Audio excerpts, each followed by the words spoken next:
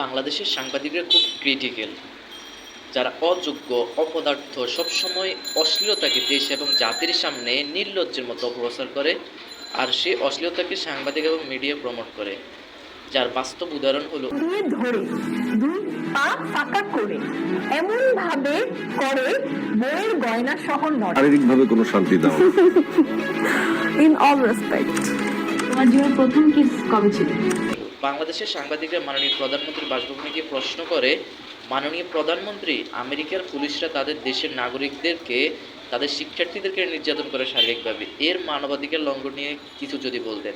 আরে ভাই, আমাদের দেশে ব্যাংকগুলো লুট হয়ে যাচ্ছে, জ্বলন্ত মানুষ খুন গুণ হত্যা হচ্ছে, দুর্নীতির নামে সেঞ্চুরি, শিরায় শিরায় দুর্নীতি, স্টুডেন্টদের তো আমাদের দেশেও কম নির্যাতন করা হয় না, আর সে চিন্তিত মানবাধিকার লঙ্ঘন নিয়ে।